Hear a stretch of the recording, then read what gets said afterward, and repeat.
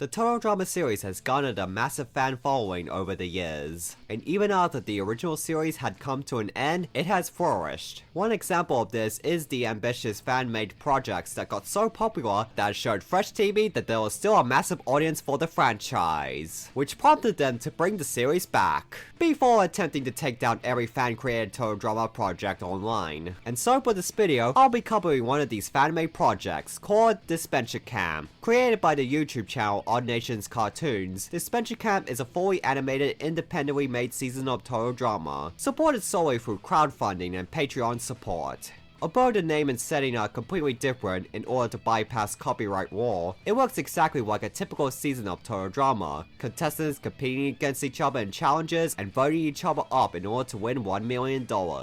It also contains a cast of entirely original characters who are all entertaining and interesting in their own way. Although this isn't Odd Nations Cartoons' first attempt at their own Total Drama season, as a couple years back, they created their first project, Adventure Camp, which was unfortunately taken down due to copyright and had to be re-uploaded on their second channel. However, I won't be talking about it much in this video as they're remaking the whole season, which will be released later this month. Also, let's just say it was like a very rough first draft. However, the new season that recently finished is a huge improvement in every aspect. Creating a fully animated season with full episode lengths within a span of a year is a truly impressive feat on its own. And not only that, but the quality is quite good. But let's not get ahead of ourselves. Let's go over Dispenser Camp. First things first, this fan series has an original theme song, and it is an absolute banger.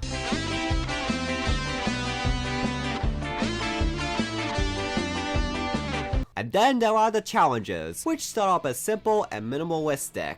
And this works in the show's favor for two reasons. One, it works perfectly with a small budget. And it was a smart move on the part of the creators to save the more action-packed challenges for later on in the season, as by then the show's popularity has risen, resulting in more fan support, which gave them more money to improve on the animation. 2. These small-scale challenges act as a vehicle for many character interactions, which gives the audience a strong sense of who each contestant is early on. They're just like some of the challenges from Total Drama Island. Granted, they did literally reuse the same Staying Awake challenge from that season, as well as that personal secrets one from Revenge of the Island. Dispenser Camp seems to have the reverse trade-off with the Total Drama Island reboot. As while it does have its funny moments, it's nowhere near as hilarious as the reboot. However, what it does do better is having more meaningful character interactions. While I would have preferred more comedic interactions like in the Total Drama series, Dispenser Camp still shines in that department for the most part. The show starts off a little rough around the edges on the technical side of things, especially with the audio department, as there are certain parts of the first two episodes where the background music is so loud that it can be a little hard to hear the characters speaking. Find out who is the here at Dispenser Camp! And then there are some cases where you can tell that some of the voice actors have low quality microphones. And there are times where the dialogue doesn't match up with the lip movements, although these issues are more present in the English version of this show. But as the series goes on, all of these problems are fixed. The animation is another aspect of the show that starts off as a little rough, but improves as the series goes on. Also, the character designs are absolutely fire, as each one of them stands out individually, and perfectly showcases the personalities of the contestants. And now it is time to talk about the cast of Dispenser Camp, starting off with the host Crystal, who in this series is none other than Chris McLean's daughter. Her character arc starts off with her not wanting to follow in the same footsteps as her father, only for the power that comes with being the host to quickly go to her head, resulting in her becoming so cruel towards the contestants that she is told that she's worse than her father. However, she then has a change of heart after empathizing with a contestant's difficult relationship with her father due to being in a similar situation. She then tries to act kinder due to the regret of how she acted, but goes overboard, which puts a massive strain on her, which leads to an impactful conversation with her staff as they remind her of the good she's done even when she was abusing her power, and inform her that the solution is to avoid leaning too far to either of the two extremes. While it was a bit rushed in some areas, this was a solid character arc that gave some unexpected yet satisfying development to our host, while not getting in the way of the competition or any of the contestants' storylines. And then there is Ned, and the puppet he carries around named Nina. The sunglasses and the bushy mustache is such a cool design, and his voice along with the way he interacts with other characters is hilarious. And of course we have Nina turning out to be an actual possessed puppet. She's probably the funniest character of the show, from her evil persona to her snarky insults towards other characters. Now on to the contestants, starting with Oliver. The setup to his character is that he's a former intern on the show, now competing as a contestant in order to make something of himself, only to end up costing his team the first challenge, due to his PTSD from working for Chris, resulting in his elimination. However, Crystal then hires him as an intern for the season, where he plays a vital role in her character arc. Overall, a funny and highly likable character. Next is Carol, who initially seems like a character designed to be the first boot, with her personality basically being a massive Karen. However, after she survives the first elimination, we get to see another side to Carol, with her being caring towards animals. Although she gets screwed over by a strategic plan by James, and was then eliminated. But then she unexpectedly gets to return to the competition during the merge, only to be eliminated due to injury one episode later, as she was only there to be a plot device for the character arcs of Rhea, James, and Aiden. She was interesting, but not too enjoyable overall. Next is Kai, and in a nutshell, he's a fusion between Dawn and Z, which makes for such a cool and hilarious character. Then there's Connor, who starts off as the "how do you do fellow kids" meme in the form of a character, making for some funny moments. But then in the next episode, we see a deeper side to him as he opens up about his insecurities with being old, hence why he desperately tries to act young and hip. However, in his elimination episode, he wants to accept his old age and find purpose with it. A short but satisfying character arc.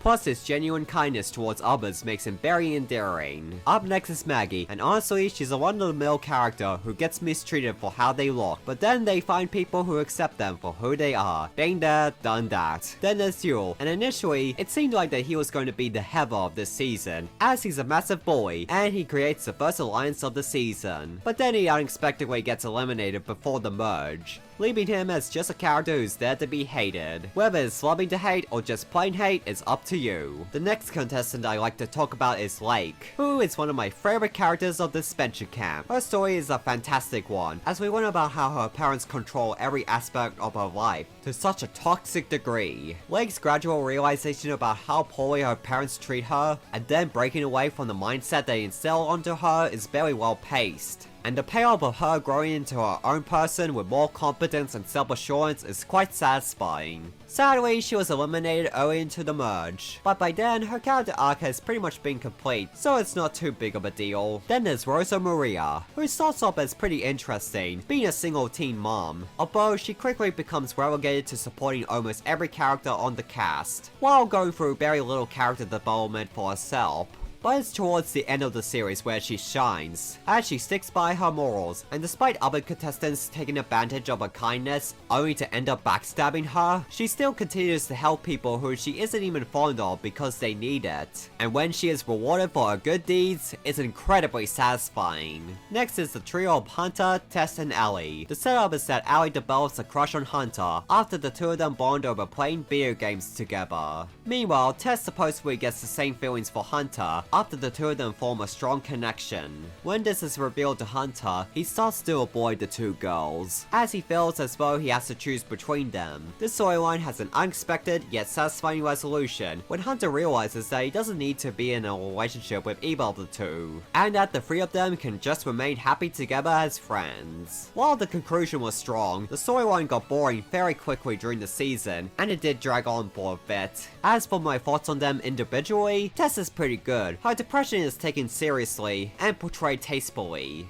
and it's touching to see her open up to Hunter and Allie and form genuine bonds with them. As for Allie, she's a gamer girl, and that's about it. She honestly didn't stand out that much to me personally. While Hunter was likable at first, as soon as the love triangle storyline begins, he becomes less interesting and kind of annoying. Up next is Rhea, and despite her popularity, she's more of a mixed bag for me personally. As while her character arc is intriguing on paper, there were a few missteps in the execution. She starts off as an actor who's struggling to get work and bonds with other contestants. However, when certain circumstances causes her to doubt those bonds in question, she gets led on the idea that you need to play aggressively in order to win the game, which will grant her the fame she's been seeking. This results in her becoming the surprise twist villain of the season. Although she makes some great villainous moves that result in the game becoming more engaging, there are some major flaws that hindered on the effectiveness of this arc.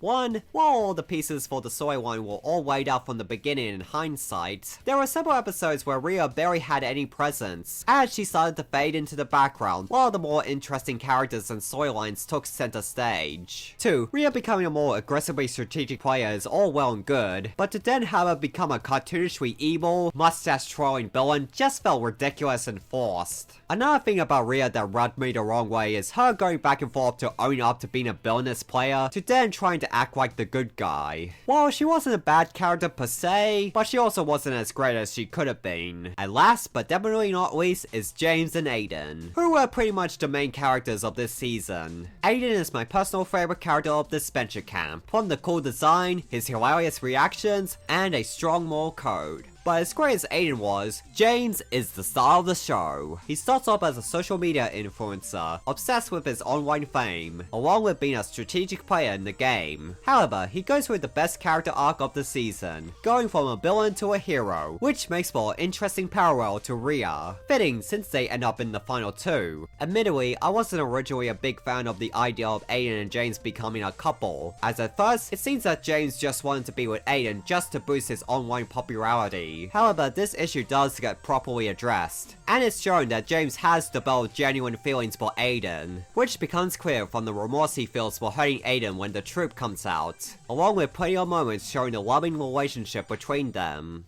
Aiden, it's okay.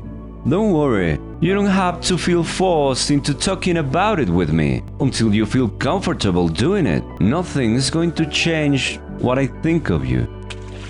And when they finally become an official couple at the finale, it's very touching and satisfying. And those were my thoughts on the cast, and overall, it was very strong. This Venture Camp was an exceptionally great show on its own, and it's also really neat to see a fully animated version of Total Drama made entirely by fans. And there's still more to come, as the remake of Odd Nation's first season of this Venture Camp will be arriving on June 15th, so be sure to check it out when it arrives. And that was my video on this Venture Camp. If you enjoyed it, then be sure to give it a like, share, and comment. Also, subscribe to my channel and hit the bell for notifications. And if you're interested in supporting my channel, then head over to my Patreon. Well, I got nothing else to say, so see ya.